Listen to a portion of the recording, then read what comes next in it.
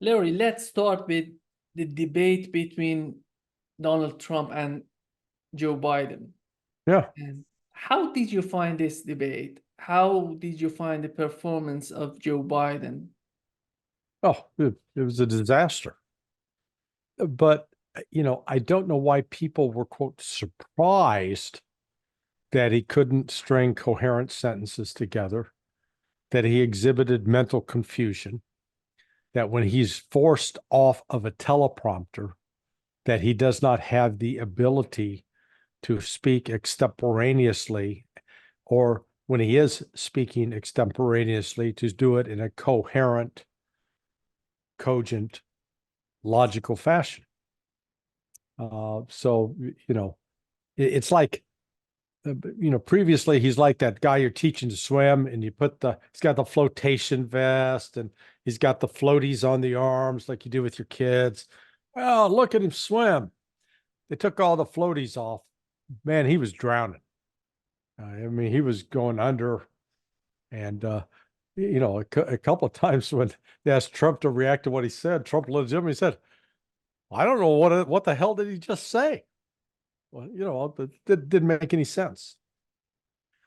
There has been, circulating outside of the public arena, I'll call it rumor or reports, that more than a year ago, Democrat operatives met in New York City with Michelle Obama and persuaded her that when the time comes, they'd get rid of Joe Biden and plug her in.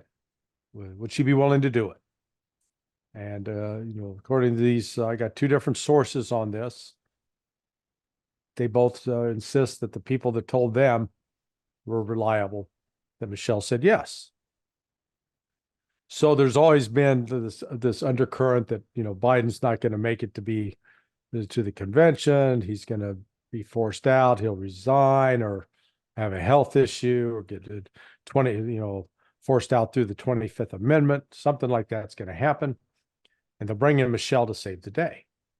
Now, I personally, I think that that's a little crazy because, Michelle Obama has only a very, very narrow appeal in the United States. She appeals to, Black women and some of the white liberal women, which is, they don't represent 50% of the population. There's a vast number of men, Black and white and Hispanic and Asian, that dislike Michelle. And, frankly, she's not this narcissistic personality that wants to, be the center of attention.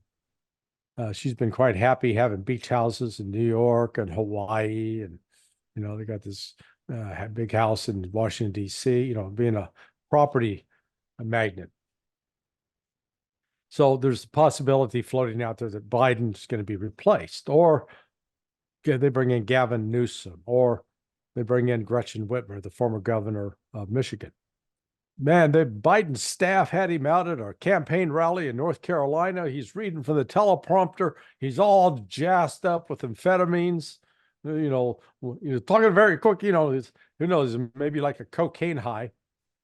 And he was semi-coherent, still garbled words and, blah, blah, blah, blah, blah, that kind of thing. You're trying to go, what did he just say? And the Biden administration, oh, no, we're looking forward to our second debate with Donald Trump. Now, it's true that in the past, like the first time that Barack Obama debated George or Mitt Romney, Obama did terrible. But he came back. He recovered in the second debate. What's going on with Joe Biden, it's not like a poison ivy rash. It's not like something you put some medication on, it's going to clear up, going to get better. He ain't going to get better. Each passing week, he is getting worse, not better. That is the nature of this degenerative mental condition that he has. He is suffering from clear dementia. Anybody that's had a mother or father, an elderly parent that's gone through this. You know it when you see it. You don't pretend it's not the same person you knew when you were growing up and your mom was in her 30s. Now that mom's in her 80s and can't remember where she put her car keys, or has trouble remembering names. That's where Joe Biden is. It's going to get worse. So what was exposed, and it's almost like it was somewhat prepared, because you saw that the CNN anchors made sure that they played it fair. They played it down the middle, which was shocking to everybody, because they fully expected them to come in and put their thumb on the scale for Biden. But I think there was some realization that if they did that, it would basically ensure that Biden stays in as a candidate. And the reaction of Democrats across the media was hysteria, panic. Oh my God, we can't go in November with this guy. He's going to kill us. So, we got basic, three options. Option one, Biden's going to hang in there. He's going to renominate Kamala Harris as his running mate. And then, they go to the convention and they put him out. That's option one. Option two is Biden hangs in there, but come the convention, he's going to give Kamala a pat on the ass, said, "Hey, you did a good job there, girlie." And he's going to select someone who might have more clout, respect among Democrats as vice president. So that's option number two. Option number three, one of these mornings we're going to wake up and Joe Biden died in his sleep. And, he's going out of the White House feet first, which means Kamala Harris is president. And then she will have a bid on continuing in that office, and she'll face the task of trying to come up with a vice president. Option number four, they persuade Joe Biden, look, do what Lyndon Baines Johnson did in March of 1968. Say, I will not run and I will not accept the nomination of my party for president. I'm out. I want to go fishing, or, I want to go spend all the money I've robbed from other people, whatever. And then the fight will be on at the Democratic National Convention. So there's, those are the four basic options of what we're looking at. A variation of that is the Biden, supporters in the administration, like, Tony Blinken's, Jake Sullivan's. They cut a deal with Kamala Harris. Kamala agrees, hey, I'll keep you guys on. We're going to 25th Amendment, Joey baby here. Hey, but you're out, you're mentally not capable. And then again, Kamala would take over and Biden would not make it to the election. So it's what we're looking at is chaos. Trump last night he just kept his calm, limited the number of snide remarks. The Democrats try as they might. Hey, he's a liar. He's a liar. And meanwhile, Biden are spinning lies like they're at an unbelievable rate. Oh, my son died in Iraq, was killed in Iraq. No, he died 6 years later from cancer. He inadvertently, though, did tell the truth. He said there was no inflation when he took over, which he didn't mean to say, but that was true. So, it was, if you were a Democrat, you had a Joe Biden supporter, you had a very, very bad night. If you were a Trump supporter, you were giddy with joy, dancing around. Yeah.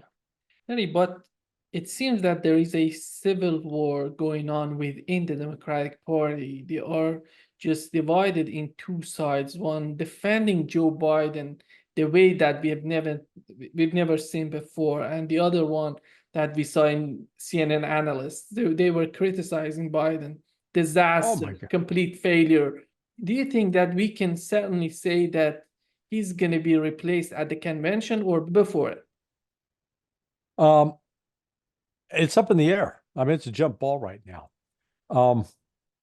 Again, I've got some friends who are they are convinced that this is part of a Democrat plan, this elaborate Democrat plan. They've got the elections already.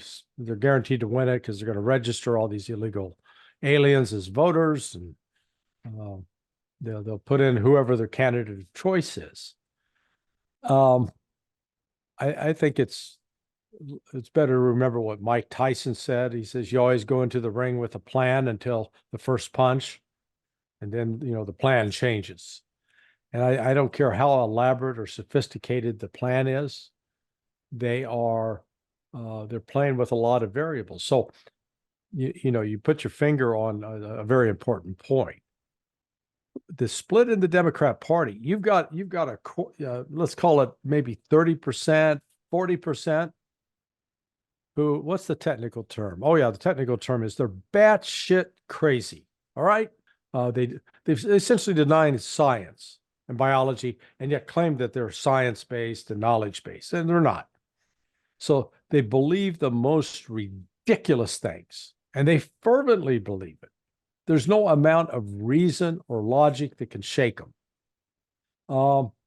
And so that's one core element, and they're going to back a particular kind of candidate that they may not embrace someone like the people talk about Gavin Newsom as an alternative. Really? Well, what's Gavin's slogan going to be? I'll do to America what I did to California. Oh, you mean California, where people are bailing out, hundreds of thousands of people getting out of the state because they can't stand it anymore. Taxes are too high, crime's too high. It's unlivable. Oh, that Gavin Newsom? Yeah, come on. It's similar with Gretchen Whitmer up in Michigan.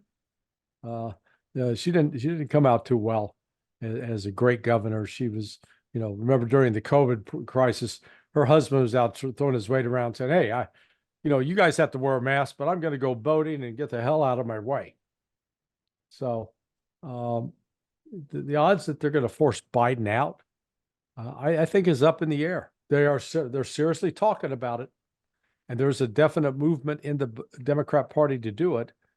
Question is, Biden at this point doesn't appear willing to cooperate. And, at a minimum, his price is going to be, if you want me to resign, or if you want me not to run again, I got to have a guarantee that I've got to get out of jail free card. You're going to give me a pardon so that crazy Donald Trump doesn't put me in jail. Who's the most important and most powerful part of Democratic Party right now? Who has the upper hand? Is Clinton who has the upper hand? Is Obama No, that's the thing. Nobody clearly has the upper hand. I mean, there may be a number of people that believe, oh yeah, I'm the most important, I'm the most influential. No, it's going to be a gang fight against multiple gangs. So you got the Clinton gang. I'm sure Hillary said, "Oh yeah, I'd love to, put me back in." I've described Hillary Clinton as a political case of herpes. Can't get rid of it. You got this cold sore always coming back on your lip, and it's painful. That's Hillary. But by God, she's ready, rested, fatter, older. That she would love to jump back into it and give it a shot. As it pointed out, Gavin Newsom, they've mentioned his name. He's been a disaster in California. And that record only, excuse me, resonates with some of these hardcore, crazy Democrats. Gretchen Whitmer, she has no name recognition. Who? Plus, Gretchen's not an easy name to spell or remember. Let's be candid. That's why, Billy Bob Thornton, there's a good name. Get Billy Bob. We can remember Billy Bob for an election. Gretchen, yeah, sounds foreign. So, people think that Obama's behind the scenes pulling the strings. Maybe. But, Obama's not beloved. If you've seen what Matt Taibbi's written about him of late. Matt was an enthusiastic supporter of Obama back in 2008 when several of us were warning that the guy's a disaster. Turned out he was a disaster. And, when he left, that's the reason they elected Trump. They were sick of the guy. So don't come telling me about, oh man, if we just had Obama back. Well, God, we got rid of that abscess. Why bring it back? It's bad enough. So our American political systems, it's a mess. That's the easiest way to say it. I think one that's probably going to benefit from Biden's debacle is Robert F. Kennedy Jr. So I think he will Which wasn't invited to this debate. Yeah, and I think he's going to press to make sure that he gets invited to the next one. And he may very well get there by virtue of if Biden's poll numbers collapse. And I think they're going to. They did some just, immediate reaction interviews after the debate last night. One correspondent was at interviewing two black men and a black woman. Asked them, hey, how many voted for Obama or for Biden in 2020? They all raised their hands. How many are going to vote for Biden now? Only one hand out of three. There were the other two. It was basically the woman. The two guys went, nah, that's not happening. And so it's and there are some channels that are on YouTube. I can't believe they allow this on YouTube, but it is, or on Twitter. I guess it's on Twitter, and it's called DIS, and then they spell it NIGGA, NIGA, and I guess it's predominantly like black rappers and people doing street lingo, but they were reacting to the debate. Overwhelmingly, this Twitter feed that caters to African American audiences was overwhelmingly for Trump. And, like, God, can you believe that, they're flaming, Biden is flaming out. It was one of the expressions.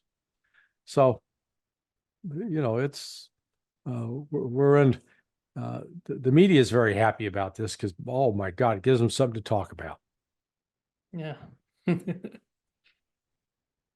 Larry, what we've learned that Zelensky in Brussels, he was talking about, in his briefing, he was talking about peace talks. He was talking about that we cannot continue this conflict for years.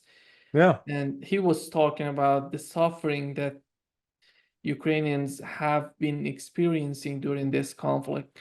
And what has happened that he suddenly started talking about these things? Either somebody told him the truth or he stopped using cocaine and has come back to grips with reality. I mean, when you watch the video of him saying, we don't have much time. We don't have much time left. And boy, we're suffering a whole lot of people killed, wounded, and dead on the battlefield. When I was at CIA, we called that no shit analysis. Thank you, Captain Obvious. So, yeah, someone finally sat him down and told him the truth. And for once, he's not sitting there pretending that the reality is something else. And when you watch the video, the expression on his face is one I'd call he looked frightened, that scared straight, and that he realizes, well, boy, it's bad. We really need some help, not just promises. We need some real help. We need people, soldiers on the ground. We need more weapons. Help. It's not going to come. So, but that was a significant, event in terms of him issuing that statement, because for once he came clean. Do you think that this is the outcome of him realizing that Trump is winning in the United States. That's why he's trying to change his mindset, or the Biden administration is already forcing him to change his position. Well, I don't think it's, I think it'd be a combination of the two. It's not, I don't think it's either or. He may be weighing the fact that, yeah, it's looking increasingly likely that Trump's coming, although his statements predated the debate. After the debate, he would have been saying, "Holy crap, are we in trouble?" But I think it's also that the Biden administration talks a good game, but they're limited what they can deliver. They're talking about right now cutting a deal with Israel to give Ukraine 3 30-year-old Patriot missile launchers. 30-year-old military equipment, that's like bringing out your 80-year-old grandmother to say, okay, she's going to run track for our track team. Yeah, she might be able to hobble around the track, but not going to be too much of a great performer. 30-year-old equipment that's, of questionable, quality. I'm not assured that the Israelis have kept it in great condition. But if it was so good at fending off missile attacks, the Israelis would be hanging on to that. So, that's why they're getting rid of it. We had Bloomberg reporting that NATO is not capable of supporting Ukraine for years to come. Mm-hmm. And do you think these type of articles, together with Zelensky's comment on the conflict, is the outcome of the new mindset of NATO altogether toward this conflict? Well, I think the reality on the battlefield, they're starting to grasp it. Russia is killing 3 times the number of Ukrainians per month that it was a year ago. So they've gone from like killing 800 a day to over 2,000 a day. Add that up in a month, you go from 24,000 to 60,000. Well, keep that pace up over a 2-month period, you're at 120,000 killed and wounded. Their army's not that big, and they don't. It'd be one thing if you had, 120,000 guys in the training pipeline that they're basic training, they're going, learning how to be soldiers, but that's not taking place. At best they say that some of these soldiers would get 3 weeks of training before they're shoved to the front lines. And normal basic training in a professional army is at least 13 weeks. So you're talking 3 months plus 1 week. And that doesn't even get you equipped that doesn't even train you to operate if you're a tank, going to be in the tank corps, to operate an M1 tank, to learn how to load it, drive it, etc., or to operate artillery pieces, or to operate mortars, or to operate machine guns, or to operate javelin missile. All of those are advanced individual skills that require what they call advanced individual training, AIT. Ukraine's not getting that, and yet they're losing this incredible number of men per month. Again, think about it, a loss of 2,000 a day. The entire 20 plus years that the United States was in Iraq, or I guess it was more like 18. We lost a total over that 18-year period of 4,000 KIA. Good God, Ukraine's getting that many in 2 days, which is, that leaves more of a mark on the country. Yeah. Larry, if they want to go after some sort of political settlement, we know that 2 main issues for Russia were demilitarization and denazification of Ukraine. They have to stop sending weapons. That's simple. Yeah. Well, if I'm not on the Russian negotiating team, but I think that's where they start the negotiations. Okay, you want to negotiate a ceasefire? Great. You're going to put a halt to all Western weapons coming into Ukraine. That's number one. But as Russia said, number two, you're going to pull your military forces out of the Donbass, out of Zaporizhia, out of Kherson, back across the river. And then we'll talk. Well, West is not prepared for that. Ukraine says that they're not prepared for that. That's what the Russians are going to insist on. So until Ukraine comes to that position, and probably about the time that they're ready to accept those conditions, Russia's going to impose new conditions. Probably the next one will be you vacate Kiev and you vacate Odessa. You know, Kiev is a Russian city. It has been, for 1,000 years. It was only, recently in recent history where Nikita Khrushchev, who was Ukrainian, decided to give, Ukraine to, set it up as this special status, created independently. But, it's historically been Russian. So I can see the Russians, they're not going to sit back and say, no, never mind. Just because the Russian Orthodox Church was founded there in 898 AD or 888 AD, something like that, we don't care. Well, you're wrong. They care a hell of a lot. Why they're talking about sending these? They're talking about 8 Patriot air defense systems. They're gonna send it from Israel to the United States, then go to Kiev. Why they're not sending directly to Kiev? If they what they're doing, why they're doing this, in your opinion? It probably needs to be reconditioned, updated, rebuilt. But those are just the launchers. See, the problem that exists, I think we may have talked about this in our last interview. The United States right now, through Lockheed Martin, is only producing 550 missiles a year. So each Patriot launcher, if I recall correctly, carries the potential of 16 missiles. Well, just do the math.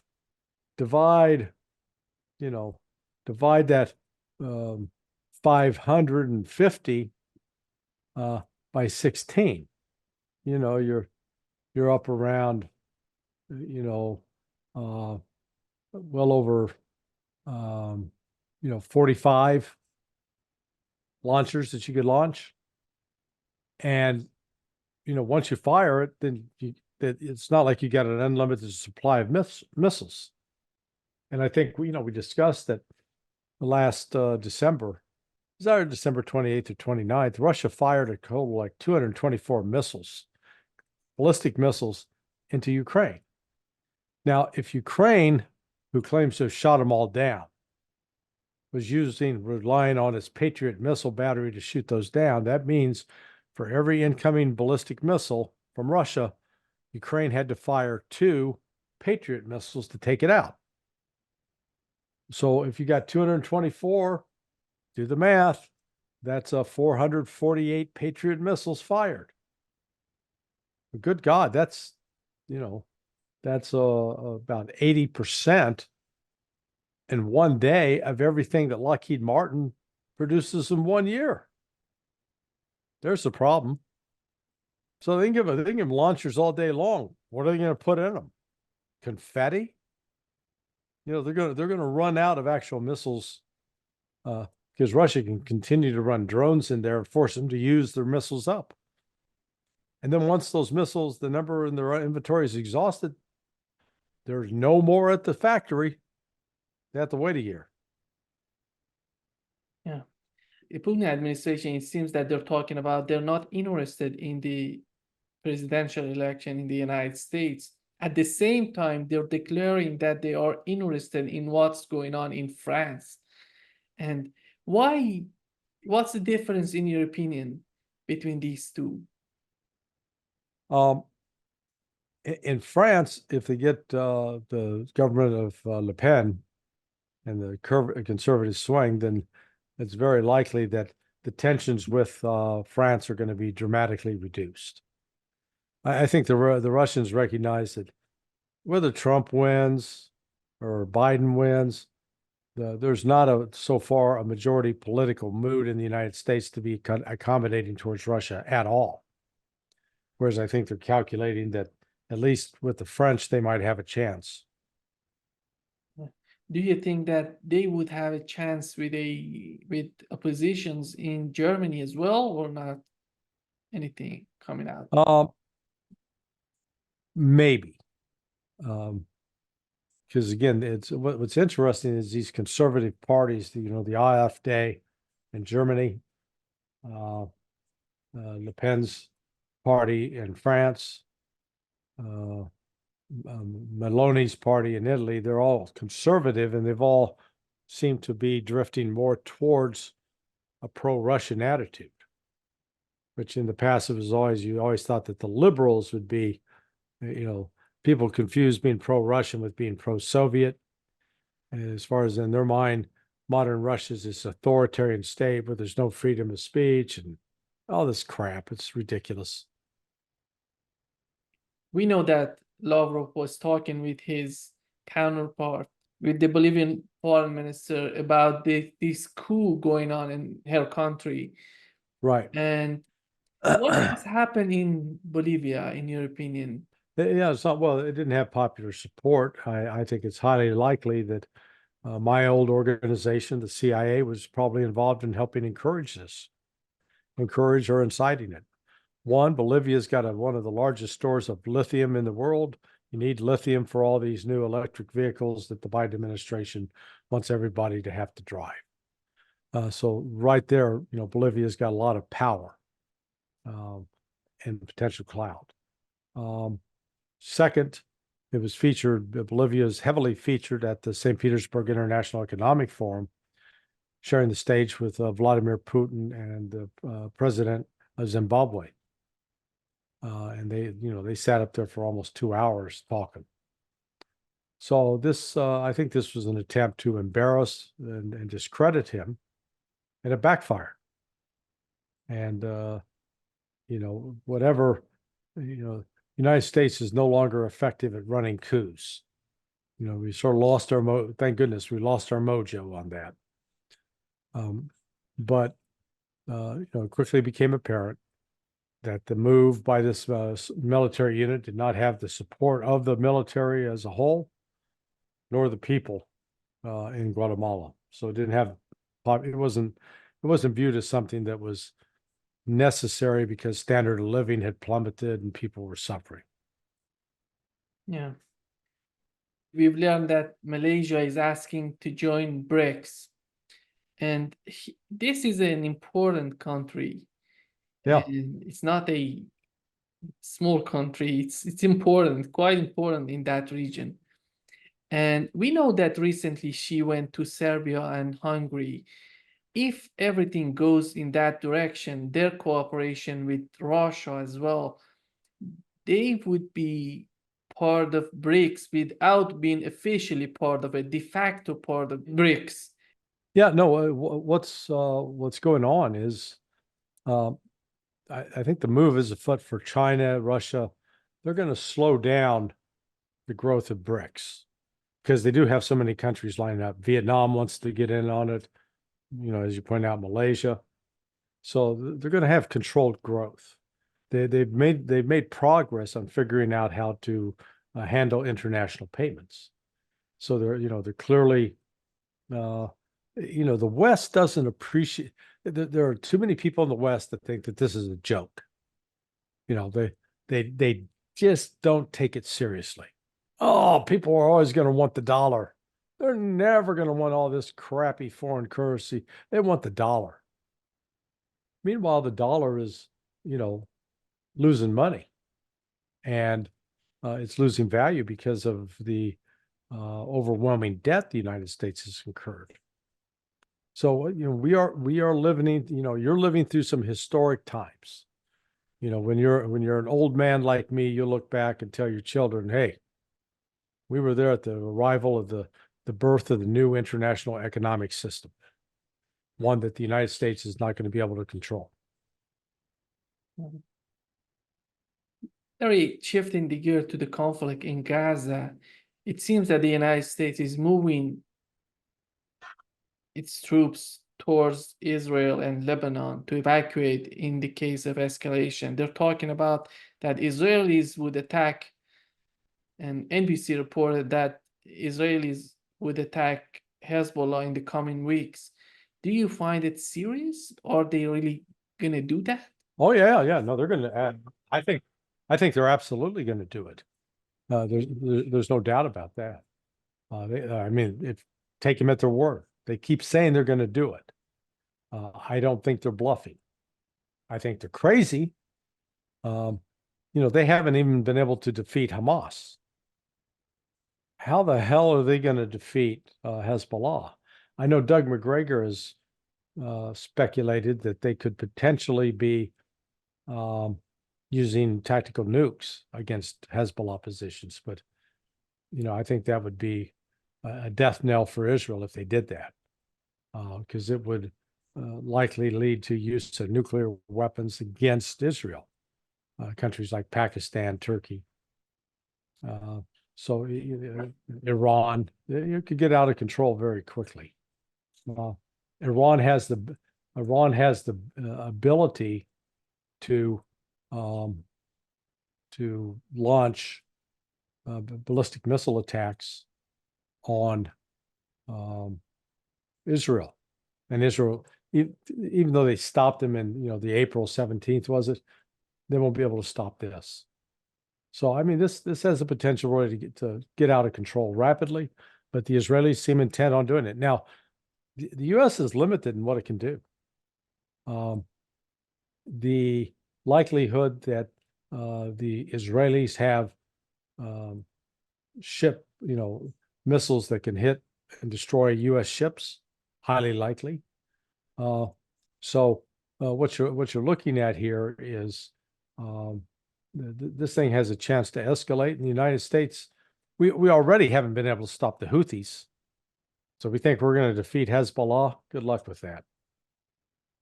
But how is it going to benefit Joe Biden if he lets them to do that? Yeah, no, it's not. That was one of the curiosities of the debate. Both Biden and Trump are competing to say who's more pro-Israel than the other.